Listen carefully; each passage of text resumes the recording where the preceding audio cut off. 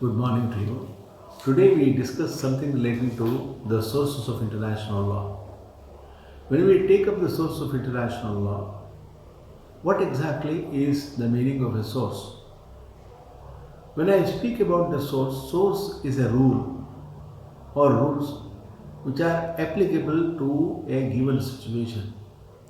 Now this rule has to be determined the person who collects the sources. Before an international court or before the International Court of Arbitration, whenever an international lawyer argues a case, he has to collect the rules, and afterwards, whether they are very much essential for him in winning the case is a secondary factor. And these are certain things which he decides exclusively by himself and takes this and produces before the court. The task of an international lawyer is a very tough job, unlike a lawyer who is practicing before the High Court or before the Supreme Court of India. Now, the task of a lawyer is very tough or difficult for the simple reason he is always in the realm of uncertainty. He is in the realm of uncertainty because he has to rely on statutes, he has to rely on codes passed by the countries, he has to rely on certain principles of law practiced and accepted by a particular state, and at times he has to rely on certain treaties, and most of the time he will have to rely on the prevailing customs of a particular state. The international lawyer is in the realm of uncertainty for the simple reason most of the time he uses his principles of logic and his reasoning. Under the present day international law, there are only 4 sources. But then, prior to the establishment of the Statute of the World Court, there were 5 sources which were recognized as sources of international law. And an international lawyer was supposed to rely on these 5 sources whenever he argued before an international court.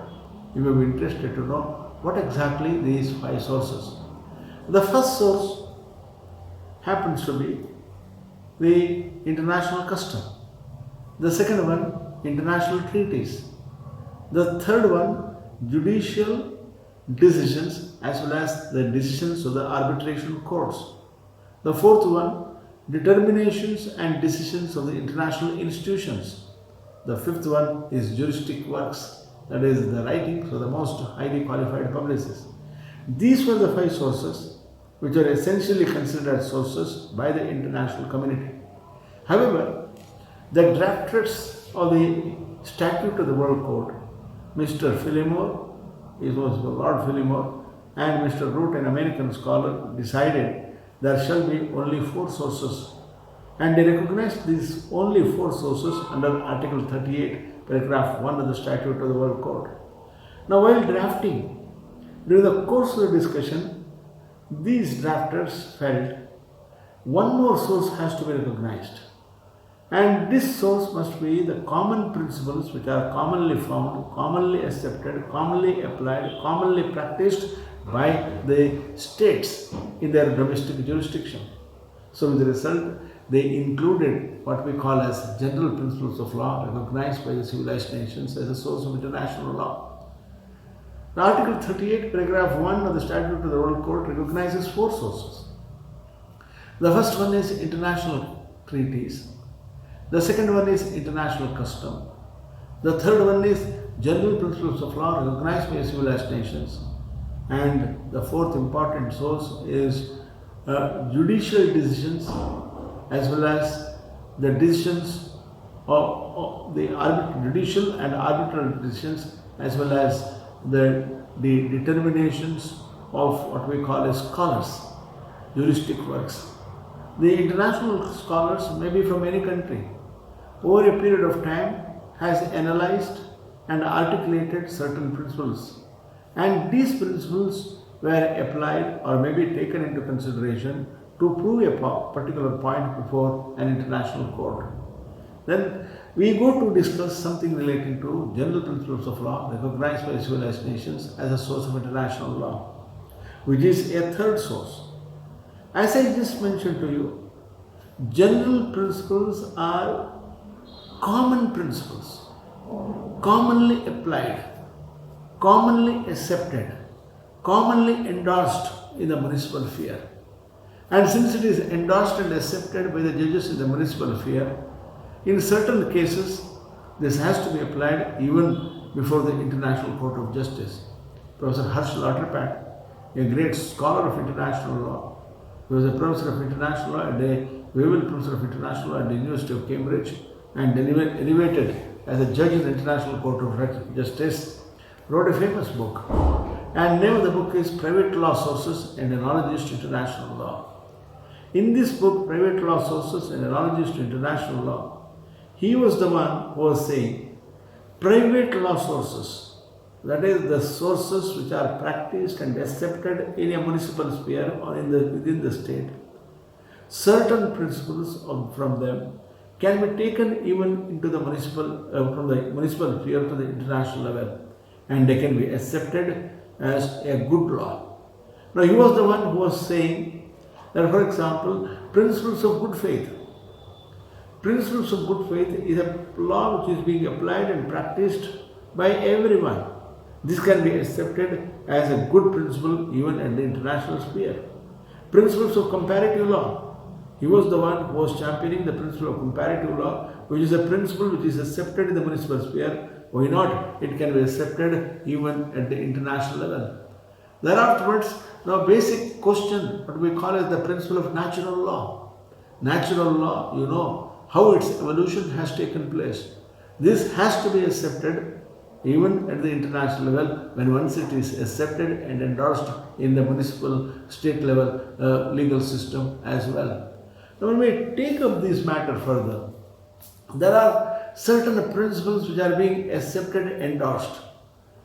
And these principles which were practiced in the municipal sphere or in the state sphere and then accepted by it. There is one important reason for this as well. You have to go through Article 9 of the Statute of the World Court. Article 9 of the Statute of the World Court points out the International Court of Justice is composed of judges who represent the main forms of civilization and the principal legal systems of the world. Since they represent the main form of civilization and the principal legal systems of the world, remember, today we have what we call as the Asian bloc in the International Court. We have what we call as the West European bloc, East European bloc, European bloc, and African bloc. Now, in their legal system, there are certain principles which are accepted as good law. And what is being accepted by them in the entire African sphere can be accepted as a good principle of international law even by the World Court. Now you will be interested to know what exactly are these principles, how these principles are being applied by the International Court of Justice. It was in the year 1928 a beautiful case came before the Permanent Court of International Justice, who was the predecessor of the present court. The Permanent Court of International Justice in the Corso factory or indemnity case decided in 1928 pointed out the doctrine of res judicata is a general principle of law recognized by civilized nations. When once a particular court decides a case on a particular point of law, the same court on the same points cannot decide the same case again. No, it is res judicata. Res judicata, you might be knowing, which is part of the CPC even in India. So when it is part of the CPC in India, now when it is part of the law in most of the legal systems of the world, this has to be accepted even by the World Court or the contention. Now when I speak of this, when once it was indicated in the Corso factory indemnity case, the principle was applied in the year 1954. Now 1954, a beautiful decision came in from the present International Court of Justice, and this relates to the effect of awards of the Administrative Tribunal of the United Nations. It was in this case for the first time an issue came up whether the General Assembly, since it is the creator of the Administrative Tribunal, can the General Assembly is empowered to refuse to the decision given by the Administrative Tribunal. Now, the International Court of Justice went into the Travax preparatories Having looked into the travel preparatories, they just thought of the purpose for which the administrative tribunal was appointed. The purpose for which the administrative tribunal was constituted was to maintain the efficiency and integrity of the United Nations employees. The order of employment is given by the Secretary General of the United Nations. And when the order of employment is given, he gives the appointment as a representative of the United Nations. In the event of dismissal or in the event of suspension, the employees who are international civil servants were empowered to go to the Judicial Tribunal, administrative tribunal appointed by it. Now the Travex preparatories further indicated that the administrative tribunal of the United Nations is a judicial tribunal and it composed of 7 persons and were competent in international law as well as international administrative law. When once such a judgment is given, it is binding, you are not creator. The International Court of Justice, in the effect of awards to the Administrative Tribunal, pointed out a judgment of the Administrative Tribunal is res judicata and it is binding and it cannot be reviewed by it. So, for the first time, such a thing came in. Furthermore, over a period of time, the International Court of Justice, in another case, just pointed out this has to be accepted as a principle of international law. Now, when I speak of the other important cases that came in, it was in the year 1924, another case came up before the Permanent Court of International Justice. Now, this case happened to be popularly known as the Memoramatis Palestine Concessions case. In the Memoramatis Palestine Concessions case, the Permanent Court of International Justice pointed out the doctrine of subrogation is a general principle of law recognized by civilized nations. So, it is the duty of the person who has caused the damage, responsible in causing the damage, to step into the shoes of the loser. That was considered as a good law because this is recognized in private law in almost all the legal systems of the world, and it was applied even by the International Court of Justice. Now, it was in the year 1937, a beautiful case came. Another case came up before the Permanent Court of International Justice. And the name of the case is a diversion of water from the river Meuse. In diversion of water from the river Meuse, the Permanent Court applied the Anglo-American equitable principle as a general principle of law recognized by civilized nations. When I speak about the Anglo-American equitable doctrines, remember this decision which was delivered by the court was far-reaching. Over a period of time, this has been applied by the same court in a series of decisions as well. When I speak of this, it was for the first time after 1937, after the decision of the after this decision, a case came up before the Court of Arbitration. And this case is popularly known as the Ran of Kutch arbitration. In the Ran of Kutch arbitration, decided in 1966, in which Nani Palkiwala represented the state of India, the International Court of Arbitration endorsed the general principles. Now, when they endorsing the point, they pointed out certain areas which were rich in biodiversity and which were part of the state of India had to be given to the state of India because this is essentially based on equitable principle. They are entitled to have a portion and a part of it because they have been enjoying it continuously and creditably. This was one of the decisions. Now, another case that came up before the present Permanent Court of International Justice happened to be the North Sea Continental Shelf cases. In the North Sea Continental Shelf cases, another major decision, the International Court of Justice had to decide the case between the state of Germany on the one hand and the state of Denmark on the other, and the state of Germany as well as the state of Netherlands on the other. Now, this relates to what we call as the sharing of the continental shelf between adjacent states. Now, North Sea happened to be a sea which is concave in shape, and a dispute arose because of the opinion which was given by the geographers, by the morphologists, stating that the continental shelf of each country fell on the jurisdiction of the other. In situations like this, they were not in a position to resolve the problem. The matter was referred to the ICJ. And before the International Court of Justice, the first question that was posed to the court was, what principles of international law are to be applied in the division of a continental shelf of the states between Denmark and the Federal Republic of Germany and the Netherlands as well as the state of Federal Republic of Germany. Now naturally they had to rely on certain statutes or codes. At that time, the International Court of Justice wanted to refer to the Convention on the Law of the Sea of 1958.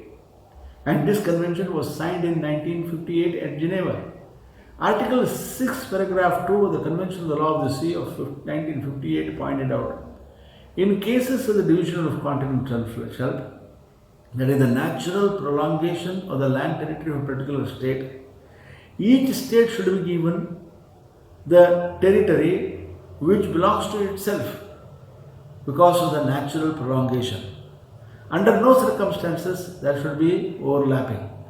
In the event of overlapping, it has to be governed by agreement, mutual agreement between the parties. Where mutual agreement is not possible, then it is subject to a regime of joint jurisdiction. Now it was here the state of Germany pointed out, the 1958 Geneva Convention has not become a customary rule of international law. The state of Germany only had signed the convention of 1958 on law of the sea. It had not ratified the convention. Since it has not ratified the convention, it is not applicable. The principles which are enshrined in Article 6, paragraph 2 is not applicable to it. And moreover, the principles which are enshrined in the convention are not norm creating. It cannot be accepted as a principle of law, it cannot be accepted as a customary principle unless the norms or the principles which are enshrined in Article 6 is accepted by the community of nations, and hence it cannot be accepted. The International Court, after hearing the case, pointed out equitable principles also should be considered as a source of international law, where the parties mutually agree to the application of this principle. And hence, it was done, it was applied, and a justice was done to the state of Germany by relying on exclusively on equitable principles. Then the same thing is repeated in two other cases as well. There is a dispute between Malta and Libya in sharing the continental shelf cases between them, 1982. Now in this case as well, for the first time, the International Court respected the equitable principles and endorsed this principle and indicated that it is a general principle of law recognized by civilized nations. There came another dispute between Tunisia and Libya in 1985. Now even in this case as well, the International Court applied the principles of what we call as the equitable principles as a general principle of law recognized by civilized nations. There was one case wherein the International Court of Justice refused to accept the Anglo principles in English doctrine of estoppel as a general principle of law recognized by civilized nations. Now this was done in the famous Serbian loans case. In the Serbian loans case, it is an important case wherein, remember, Justice Angelotti laid down the principle of pacta sunt servanda. Respect for the promises given and a treaty signed are the basic kernel, the pith, the substance of international law. Now in this case, the International Court of Justice pointed out the English doctrine of estoppel is not a general principle of law recognized by civilized nations. Now the point at issue is, now for example, this was relating to a gold bond that was issued. And this gold bond which was issued by the state of France, remember, came on maturity. And when it came on maturity, the people wanted the money in gold. But then the government refused to pay the money in gold. Now what has happened was, the International Court pointed out money has to be paid in the paper currency but not in gold. And they refused to accept the English doctrine of estoppel in this matter. Further, when we go to the other important cases that came before the World Court, happened to be the doctrine of trust. There was a case which is known as South West Africa cases. It is popularly known as the South West Africa cases because this case was referred to the International Court of Justice thrice. And 3 times it endorsed certain principles, and these principles are known as the doctrine of trust. In the municipal law, in the local level, you have what we call as the Trust Act. A trustee is appointed to look after the trust property. And when he is appointed to look after the trust property, he is not supposed to abuse the office of trust. Now, in the incident case, in the South West Africa cases, South Africa was appointed as a trustee under the mandate system of the League of Nations. And when the League died a natural death in 1940, it was replaced by the Charter of the United Nations. Under the Charter of the United Nations, you have a separate chapter, Chapter 12 on trusteeship system of the United Nations. Under Chapter 12 of the Charter of the United Nations, a trustee should take care of the administering territory. Under no circumstances it is supposed to abuse the territory. Now, South Africa was appointed as an administering state to look after the territory of South West Africa, and it should come under the supervision of the United Nations, and it should submit the reports to the United Nations of what it has done. Instead of doing it, it had violated basic human rights, and the matter went to the International Court of Justice. And when it went to the International Court of Justice, the International Court of Justice in the 1971 decision pointed out the very presence of South Africa in Southwest Africa is illegal. And it should end its colonialism in all its forms and manifestations. Not only should it end its colonialism in all its forms and manifestations, it should pave a way for the self-determination of Namibians. So here, the International Court recognized the doctrine of trust as a general principle of law recognized by civilized nations. Now, there are 1 or 2 other principles that came in before the International Court. In the Corfu Channel case, which was decided in 1949, the International Court of Justice pointed out that circumstantial evidence is also a general principle of law recognized by civilized nations. You might be knowing in the municipal sphere, whenever a case goes before the court of law, the lawyers who argue the case naturally speak about the circumstantial evidence as a source of law. And there are instances, the circumstantial evidences are taken into consideration and corroborated along with the main evidence, and the people who are guilty were convicted even. And it was in this case, Corfu Channel case, circumstantial evidence was taken into consideration as a general principle of law recognized by civilized nations. Thereafterwards, you have another case that came in the year 1960. That is known as the right of passage over Indian case, over Indian territory case. Now, Goa, Daman, Diu, Dadra, and Nagar Haveli happen to be the 5 Portuguese territories in India. And Daman happened to be a port. Goa, you know the place where it is situated. Dadra and Nagar Haveli is just, remember, inside the territory of India, and it was considered as Portuguese enclaves. Enclave simply meant on all sides the enclave is surrounded by another state. Now, what has happened was in the year 1954 there was a rebellion. When there was a rebellion, the government of Portugal pointed out it was this rebellion had taken place because of the instigation of the state of India, and they wanted to quell it. And in order to quell the rebellion, they wanted to bring arms and ammunition. Now, arms and ammunition were brought from the state of Portugal, but then when they wanted to ship it through Santa Maria, it was not allowed entry by the President Nasser of the state of Egypt. So with the result, what has happened was the ship could not come, but the other arms and ammunition, when they brought it to the port of Daman, they wanted to ship it to or take away to Dadra and Nagar Haveli. The state of India objected to it. The state has to pass through the territory of the state of India. That is the right of passage. When it objected, the matter, remember, was questioned by the state of Portugal. They went to the extent of asking, we have been using this passage right from the Treaty of Pune of 1776 and now you are stopping. And the state of India said, movement can take place, but it is not allowed for the movement of army personnel as well as military hardware. We will not allow for taking the military hardware from the port of Daman to the Dadra and Nagar Haveli. Before the International Court of Justice, the International Court of Justice by 8-7 gave a decision in favor of India.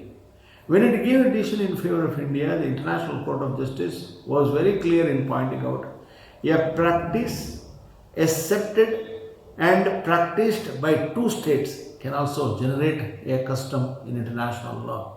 That is where, remember, a practice practiced between two states. For example, in the instant case, the state of Portugal on the one hand and the state of India could generate a custom in future, was the expression of the International Court of Justice. Now thereafterwards, we just go to discuss some of the other important issues that came in. Now one important issue is the very recognition of the general principles of law recognized by civilized nations naturally gives a death knell to the doctrine of positivism. Now positivists always say, positivists especially led by Bentham and Austin say that its customs and treaties are the only source of international law. It is these people who say common consent is the basis for everything in international law. Where there is no consent, it cannot be accepted. But then, the very recognition of the general principle of international law nullifies this myth.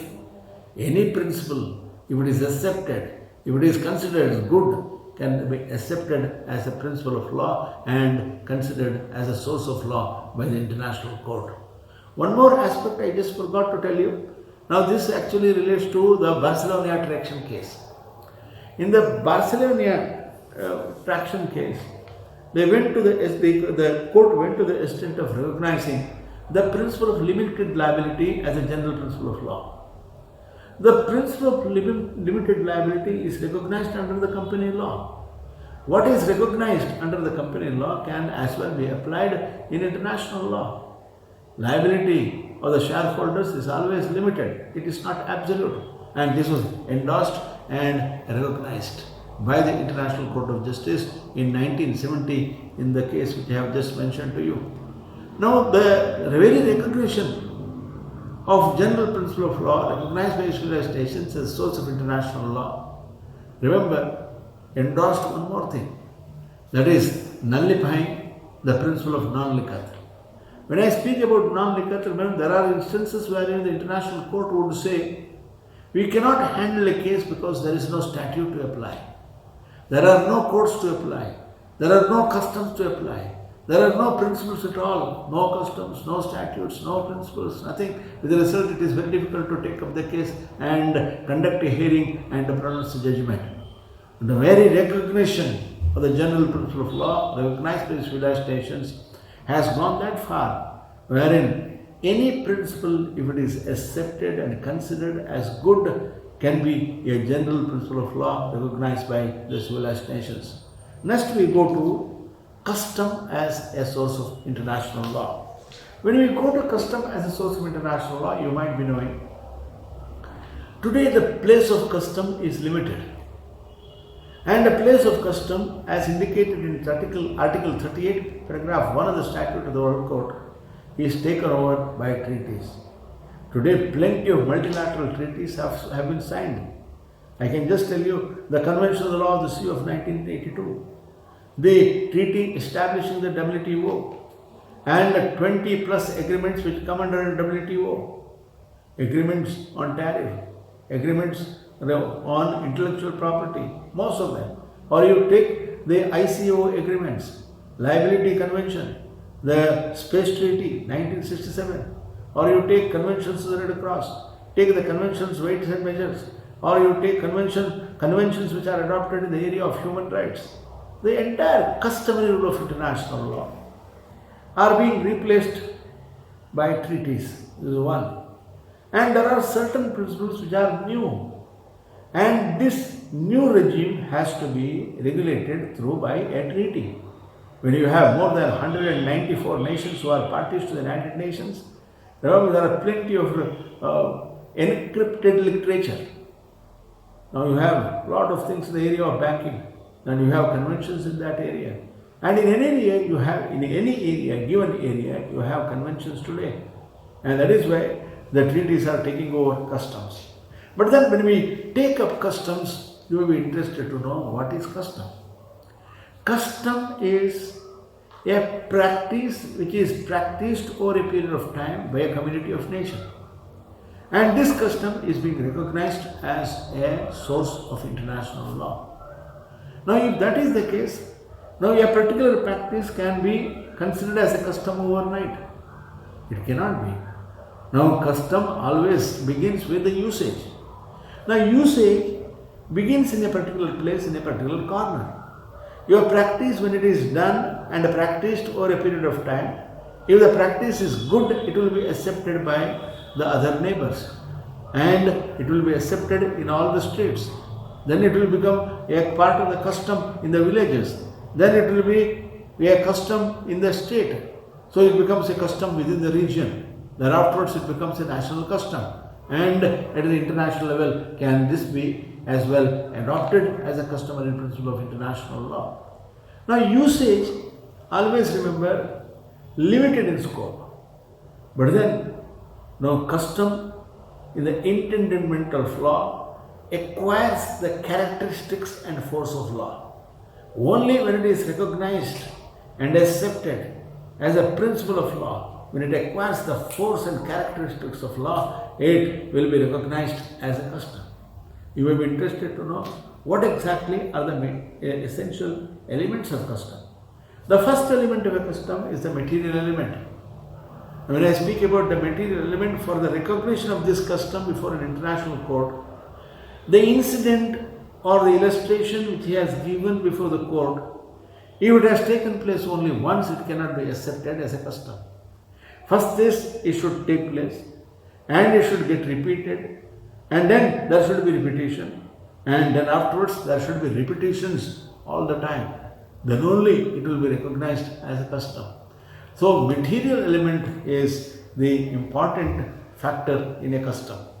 Now the second one is psychological element. This is generally called as the opinio juris civile statis. When I speak about the opinio juris civile statis, the alleged rule, the argued rule, or the spoken rule is spoken in such a way that such a rule dare not to be violated by an international court or by anyone.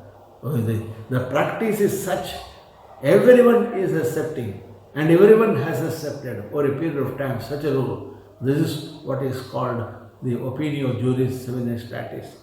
Now when we speak about the customs, how these practices started. Now when we speak about the practices when it started, now first it started, remember, right from the time of the Roman civilization. Romans always, all the roads led to Rome, and Rome rules the world. The civilization was supposed to be the best.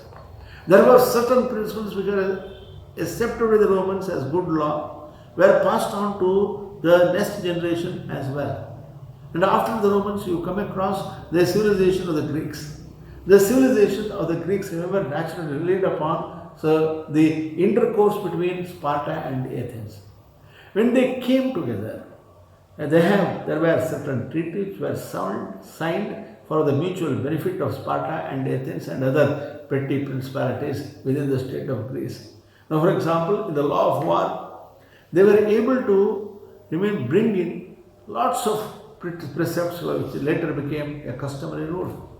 For instance, during the course of war, a particular person or people taking shelter in a temple or in a place of worship, or a person who is above the age of 60, who is not the subject of attack. This was recognized by the time of Greeks, and it was endorsed by the time of Romans. And later it was accepted even the Pira, which is called as the era of geographical discoveries, and the rise of nation states and the age of despots as well. So most of the customs, remember, which are recognized initially by the international community was a practice practiced somewhere. And this practice is accepted by one state, accepted by states, and accepted by the members who are participated in the conferences. That is how the evolution of customary principles take place. Now then, the other important thing is these customs are known through the diplomatic correspondence between states. Suppose, for example, if you want to know certain practices which are considered as good practices, you have to go to the diplomatic correspondence between states.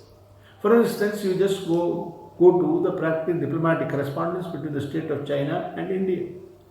When you go to the diplomatic correspondence between the state of India and China, you might be knowing the signing of the Treaty of Tibet in 1954. Now it believed in the doctrine of Panchashila. So mutual non-interference, principles of sovereign equality of states, then there are afterwards equal benefit, and the principles of coexistence were recognized in this principle. And that is where you come to know what type of practice was there between the state of India and the state of what we call as China. Simultaneously, if you look to the press conferences made by the foreign ministers or the press conferences made by the heads of states or the foreign office of a particular country, over a period of time you will be in a position to know what exactly is the foreign policy which is being pursued by that state. It helps, it enlarges the vision of a reader in knowing the type of practices practiced over a period of time. Then the instances or practices practiced by an international organization. Now, for example, you take it this way, the International Labour Organization is empowered to adjudicate for the protection of the working class. And since 1922, it has been doing it. And it was doing it during the time of the League of Nations, and it is doing even under the United Nations. This cannot be protected. It has become a customary principle of law. Simultaneously, under the United Nations, you have certain practices which are accepted. United Nations has a personality of its own. This personality is accepted and recognized by the members of the international community all the time. That is where the principle emerges or emanates from international institutions. There are certain principles which are accepted by the community of what we call as the financial institutions. International Monetary Fund, International Bank for Reconstruction and Development, the Asian Development Bank. And these principles, remember, naturally ask the concerned state to observe the principles laid down by them, and this is like a caveat for others to exploit the resources of these institutions without fulfilling them. Thereafterwards, we go to the decisions of the state courts. Decisions of the state courts naturally explains and tells us how the origin of that law, international law, is applied by that court. Now, when I speak about this, I just intend to speak to you one beautiful case that came before the American Supreme Court of the United States in the year 1870. And Justice Wallace was the authority, the presiding officer, delivering the judgment. And in this case, in Scotia, in 1863, the state of Great Britain adopted certain rules by way of a convention. And these rules were adopted by way of a convention to prevent collisions at sea. And one of the articles in the rule indicated all the navigating vessels from now on are supposed to carry light during night voyage. And remember, in 1863, the moment Great Britain adopted it, almost all the maritime powers accepted this as a good practice and signed and accepted. So in 1864, the state of the United States also accepted this rule. And in the meanwhile, what has happened was, Scotia, a navigating vessel of the state of Great Britain, collided with Berkshire, and the Berkshire sank. Now, Berkshire was the vessel, the American vessel, was not carrying the lights which were required, which were recognized under the new rule. Now the matter went before the International Court of Justice, before the American Supreme Court, and before the American Supreme Court there was the question that was put was, now whether they are governed by the new rule or by the old rule that was prevalent before 1863. As per the old rule, 1863, prior to 1863, they were not supposed to carry lights. Under the new rule, any vessel navigating during night time is supposed to carry lights. The International Court, the American Supreme Court gave a judgment in pointing out fault lay with the Berkshire, and it is supposed to carry lights, and it had already become a customary rule of international law. Now, having spoken this, I just intend to speak to you the presence of the material element of a custom and the psychological element of a custom in a particular case, and the absence of a material element and a psychological element of a custom in another case. Now, when we speak about this, the material element of a custom, that is repetition of a particular rule, the occurrence, the reoccurrence and the occurrence of a particular rule was proved beyond doubt in a beautiful case which is popularly called as the Westland Central Gold Mining Company versus R. In the Westland Central Gold Mining Company versus R, it was decided in the year 1905 by the King's Bench. The Court of King's Bench gave a beautiful decision. The facts of the case are very simple. There is a company which is registered in England. This company, which was registered in England, known as the Westland Central Gold Mining Company. And the Westland Central Gold Mining Company was functioning of digging of mines in Transvaal in South Africa. When the company registered in England was carrying its activities of digging mines in South Africa, a parcel of gold belonging to the company were seized by the employees of the South African Republic. The then law, prior to 1899, went to the extent of pointing out it is the duty of the finder of the goods to restore it to the proper owner. Now, South African government, as per the law, should have handed over the gold parcels to the company. Unfortunately, in the year 1899, in the same year, the entire South African Republic was conquered by the state of Great Britain. Now the state of Great Britain has become a master and a conqueror, and the company naturally files a suit before the courts in England, asking and claiming the two parcels of gold belonging to it. It went to the extent of saying, as a successor to the government of South Africa, as a conqueror of conquering the territory of South Africa, you have the responsibility in restoring the goods to its true owners under the then law of South Africa. The matter was heard by the courts of King's Bench. Having heard the case, the court of King's Bench gave a judgment for the state. It said, in matters relating to annexation and succession, it is left to the successor state to decide whether to carry out the obligations of the predecessor or not. If the state of England decides not to carry out, no force on earth can enforce. And this is the precedent which is being accepted by the community of nations repeatedly. There are plenty of instances wherein the successor state, in instances of this type, did not honor, recognize, accept to carry out the obligations of the predecessor, and a claim of the Westland Central Gold Mining Company failed there. The purpose of narrating this case is to tell you, remember, here in this case, you find what we call as the material element. During the course of the argument, the concerned state, the state of England, were able to find plenty of materials in support of its decision. So the judges did not do much homework. They gave a judgment saying that plenty of instances, illustrations from different countries are produced herewith, and the material element is enough, good enough to write a judgment of this nature, and a claim of the company failed. There was another case wherein, remember, there was no material element and a concerned party loses the case. Now this case is popularly known as the Lotus Case, which was decided in the year 1927 by the Permanent Court of International Justice. The facts of the case are like this. Lotus is a mail steamer, and this mail steamer, remember, was taking its voyage to the port of Constantinople.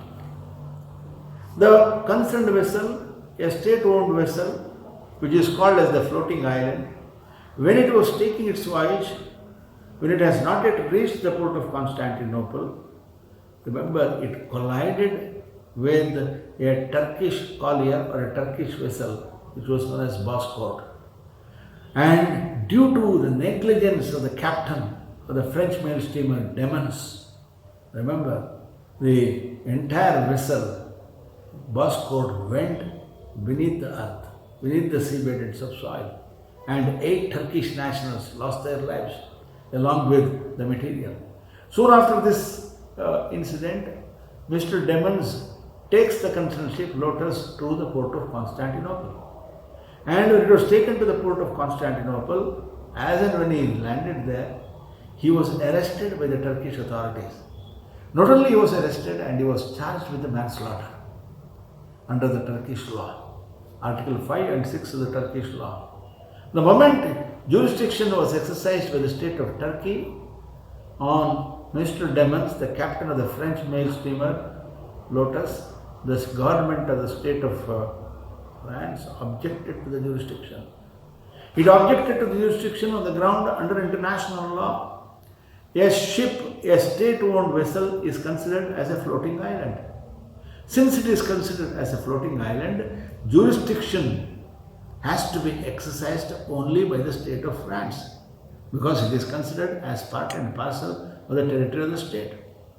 And compromise, when it was not possible, both the parties referred to the Permanent Court of International Justice. When the matter was referred to the Permanent Court of International Justice, the government of France went to the extent of saying that it is a rule of customary international law that in all collision cases, the jurisdiction has to be decided by the nationality of the ship's flag state. That is the state of France. The French law is applicable. Now, the International Court of Justice, when it argued, it asked the argument from the other side, that is the state of Turkey. The state of Turkey pointed out, if they are applying the principle, we are also applying the same principle. The effect of the damage caused by the Turkish vessel and the captain, the negligent act which was perpetrated by the captain of the vessel, had its effect on Turkish land. 8 Turkish nationals lost their lives, and there was equal damage to the property which was contained in the concerned vessel. In circumstances such as this, when you have lost 8 Turkish nationals, are we not allowed to exercise jurisdiction under the Turkish law? We have not violated the rule of international law. Now, the International Court of Justice very cleverly asked the state of France to prove this by submitting evidence, and time was also given.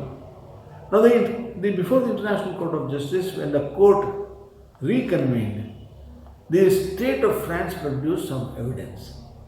But then the evidence which was produced by way of treaties or by way of practice, by way of recurring practices, were not good enough.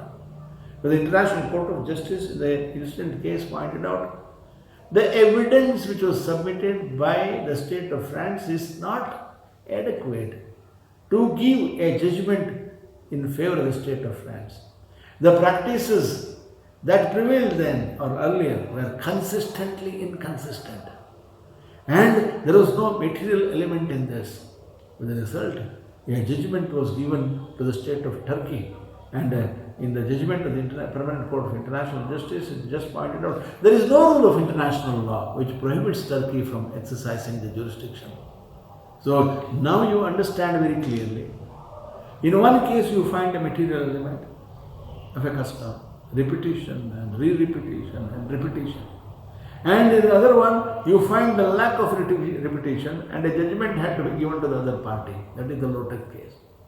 Now thereafterwards, now you might be knowing the judges, what exactly is the role of the presiding officers in international court. The role of the presiding officers in international court, remember, is not an easy job. When argument is made, they try to rely on the precepts, practices and the beliefs that exist in a particular state, if it is relied upon. Then they will go to the custom. Are there any custom to the assistant? Whether this custom, which is being taken by way of evidence, is only an usage, or if it has crossed beyond the level of usage and accepted by the community of nations. Then they will go look into treaties and the writings of the most highly qualified publicists. So everything has to be verified. And then when they write the judgment, they will be in a position to point out the jural quality, how the decision is accepted and why it is accepted, for what reasons a judgment has to be given for that state. Now I shall simply explain these two cases, and one happened to be the famous Pequot-Habana and the Lola case, which was decided in 1899, and the second case happened to be again the Lotus. Now in the Pequot-Habana and the Lola, there was a war, declaration of war between the state of Spain as well as the state of the United States. The navigating vessels Habana and Lola did not know the declaration of war between the state of Spain as well as the state of the United States. Now remember, both Habana as well as the Lola, they were carrying on their voyage. Every day they will carry on their voyage for purpose of taking fish. And remember, 2/3 of the fish were kept by them and 1/3 will go to the owner. And after the declaration of war, when one fine morning, these two vessels, Pequot-Habana as well as the Lola, just left the port and went on to the high seas to catch fish. Now at that time, the American gunboat appeared before them. They searched the vessel. They could not find any ammunition and armaments, but still they seized the concerned vessels, arrested the vessels and took them to the state of Florida, and thereafterwards they sold in execution. Now the owners of the vessel objected to this, and the owners of the vessel pointed out, in a practice of this type, it is totally violative of the existing customary rules of international law. It is totally violative of the existing rules of customary rule of international law for one important reason. Fishing vessels innocently carrying their activities are immune from capture. Now fishing vessels carrying on their activities innocently cannot be captured and condemned, has been recognized by the community of nations from time immemorial. And they were able to prove this before the international court. When they proved it before the international court, remember, a judgment was given to the state, the owners of the Pequot-Habana and the Lola. Justice Gray even consulted the writings of the most highly qualified publicists. He just looked into the customs, the prevailing treaties. In all the prevailing customs, the beliefs, the practices accepted by the community of nations, and as an evidence to this effect, the writings of the most highly qualified publicists endorsed that fishing vessels innocently pursuing their activities are immune from the state of capture. So this is the jural quality. Because when they write the judgment, they should be in a position to say beyond doubt, it is an established principle of international law. This established principle is not a new principle. It is accepted by the community of nations. It is accepted by the community of nations over 100 years, and it cannot be turned down, and hence the other party lost the case. Now you take the Lotus case itself. In the decision of Lotus, the International Court of Justice, especially the permanent court which decided the case, had to consult the existing treaties, had to consult the existing practice. It had to see the customs, other documents, all the documents, the writings, as well as, remember, the prevailing treaties went to the extent of, not convincing the judges, saying that in all cases it is only the nationality of the Swiss flag that should exercise jurisdiction. So the customs were consistently inconsistent. Precepts were not clear. Practices were not clear. In circumstances such as this, a judgment was given to the state of Turkey in this. That is where the jural quality of custom, which was found in Pekut Habana and Dalola, was not found in Lotus Case. And hence this judgment was to the other party, that is to the state of Turkey. Now these are certain areas wherein the place of custom is being recognized. It is dwindling, it is diminishing, but even then, to prove a particular point, along with the treaties, you can say there are customs, and these customs are well recognized, these are well established principles of international law. Thank you.